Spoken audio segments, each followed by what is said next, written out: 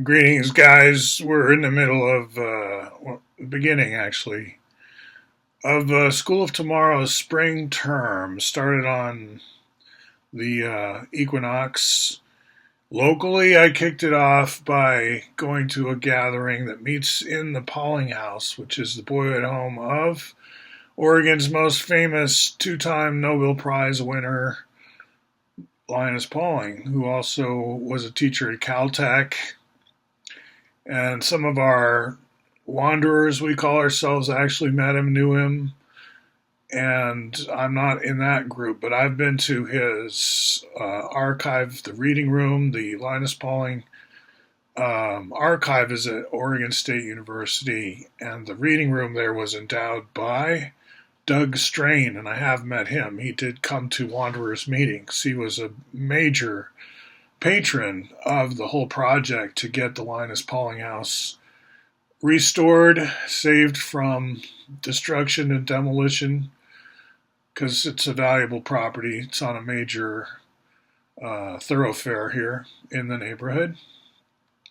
So that was the beginning of spring term for me. But what about, out there in the huge world of cyberspace? How do you jump in? Is a question you might be on your mind. Like, how can I become a part of this stuff that's happening, this Cascadian synergetics, Cascadian pragmatism? Do I have to be in Cascadia? No, of course you don't. Just like we say Chinese food. Do you have to be in China to eat Chinese food? No. You have to be in Thailand to eat Thai food? No. I had Thai food just the other day, right after the No Kings rally in downtown Portland, Oregon, which went over the steel bridge. I took this picture of an Amtrak coming the other direction. I was on the lower deck. The march itself was going over the upper deck. I was part of that march and off and on, but I had my camera with me. Of course, I was taking pictures the whole time and building an album as I do, right?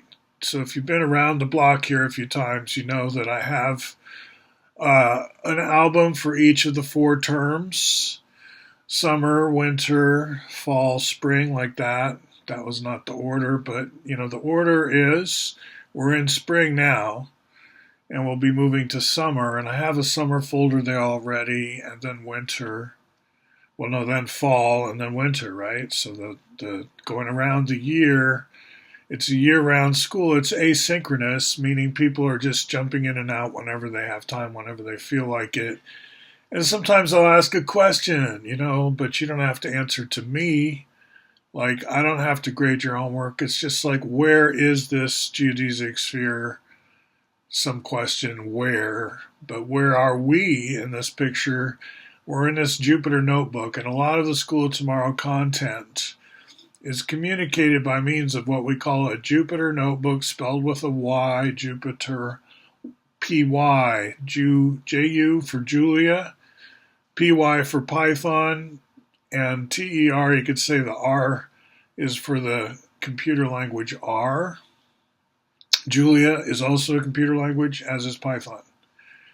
So the idea was we've got this great framework for talking to a kernel in the background. By kernel, Kernel, I mean a computer language running and able to take our code cells and process them and come back with output. So input, output. In real time, as you use the Jupyter Notebook, you can be talking to the kernel of your choice is the idea. I use a version of Python, usually. And there's JavaScript is available as well. And these are good skills to have. So what we're doing is combining Jupyter Notebook and Pandas, SymPy, NumPy, all these kind of like still useful skills. Even with AI, this is useful to know. And I'm using AI. I'm showing how we can use AI. And I'm showing off here a Python framework that's been developed and is available for you. It's open source on GitHub for generating POV files, which in turn may be rendered into these stills. In this case, the 5 platonics, except we sometimes say there's 6 just to reiterate that the tetrahedron is self-dual and we're doing pairs of duals. So 2 times 3 is 6, right? The tetrahedron and its dual, the cube and its dual, the octahedron, and the two fivefold symmetrics, the icosahedron and the pentagonal dodecahedron. Now, in other videos and other notebooks, we will do the begets, right? Every time these two duals intersect, at the edge crisscross, we make them crisscross. We size them so that they do. They beget a rhombohedron of some kind. And those also get included in what we call our concentric hierarchy. And this is the synergetic geometry you've been hearing about. With the unit volume tetrahedron, unit volume, unit edge I need to add because it's easy to get a tetrahedron to size whatever volume you want in XYZ. But we're not in XYZ in the sense that A times B times C, we don't picture three right angles necessarily at that point. When we do A times B times C to get their product, like say 20, 2 times 2 times 5, different picture. Now, how I want to end this is going to be kind of short, is just for those of you who are veterans here and you're already presenting my slides, and for those who are new here, these slides are available for you to present, and you don't have to get my clearance, permission, or green light. And on the other hand, I'm not going to say I let you do it or that you have my special blessing, because you didn't even have to ask me at this point. Just go out there and use my slides. Feel free. There are links all over the place, how to get to them and so on. I'll put one here. But I just wanted to say to the veterans of the slides, I've added a couple to the graph theory deck, which is my most autobiographical deck, because I figure if I'm going to be a teacher in this space, I need to situate myself, as do we all. So make a deck like this for yourself, I would say, and talk us through it, like where do you fit into things? And I'm showing you one, and I don't just focus on me in this either. But at the end here with these two slides, I kind of do make sure I'm in the picture, and I'm showing one way to tell the story, where we come up through German idealism into the Harvard matrix, turning Trinitarianism into Unitarianism, and then into Transcendentalism, which then travels down into this sort of pragmatism thread, which in a way converges with anti-imperialism all the way back to Thoreau and the sort of the queasy feeling people had around the Manifest Destiny meme. It's like it's one thing to have a revolution and to be about democracy. It's another thing to think you have to be a missionary and like spread it as if you're an aggressive Christian or something. This thing of we're going to conquer the world, that's come to a head now.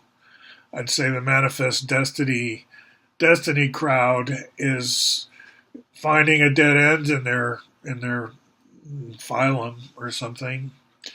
But my species is different.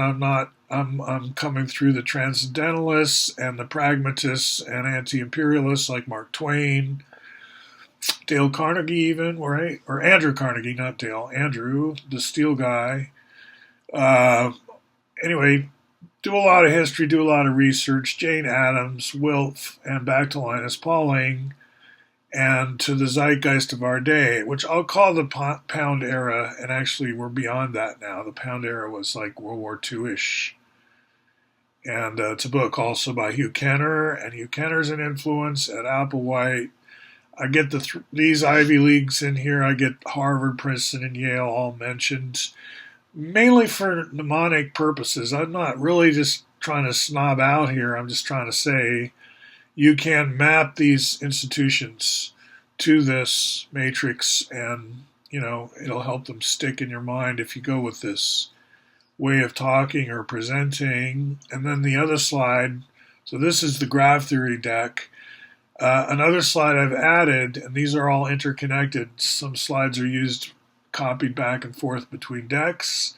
So over here in lesson plans, which has been mentioned in the very well-known geometry links, by the way. This blog and Mastodon server, Gmoke, is that how you pronounce it? Anyway, it's been in circulation for a long time. Bi-monthly geometry links. We have links to this slide deck and video deck, or a video that goes with it, YouTube. It's a good combo, and I added to this, and you can study these slides and present them yourself. Watch the video. Say you're in a community college. Say you have a project. Do something different in math. Well, watch the deck or watch the YouTube, learn the deck, and turn around and present it. Why not? And so I added this slide here, which is Arthur Loeb, who's a crystallographer, very well known around Rhode Island School of Design and stuff. Taught at Harvard, was a teacher for Amy Edmondson, who wrote a book that's famous about synergetics. He worked with Buckminster Fuller, I'm talking about. Excuse me. Hey, I can cough. I'm not AI, I guess, although I think AI will probably start putting in more coughs and hiccups so it doesn't sound as mechanical. But anyway, none of this is AI generated as far as the audio goes. In terms of video, sometimes I use AI art and this other notebook, this essay I'm proud of. I didn't write. It's by Perplexity, but why I'm proud of it because I prompted it. So I was like, take some credit for it coming out. So this slide I'm talking about Arthur Loeb saying he's got away from the unit cell, and that's a crystallographer's concept. And this slide deck moves us from an older way of presenting a certain concept, the density of the CCP, to a newer way that depends on knowing something about synergetics, including S3, the synergetics constant 1.06066 ... Second root of 9/8. If you don't know what I'm talking about, again, some homework ahead, but the front line is near. You can join us on the front line. I'm not talking any kind of violent place. By front line, I just mean pedagogy, andragogy is ready to be advanced in this area. It's all kind of novel. Quadrats, Cascadian pragmatism. Where does Rorty fit in? How about Quine? What about Marshall McLuhan? All of these things, a lot of ferment. It's not, it's way more than I can eat. Let's put it that way. It's like there's an all-you-can-eat buffet here, and I feel like I have it all to myself almost. There's a few other people here enjoying it, but come on, there's room for more. So come on in, and water's fine. And talk to you again near future.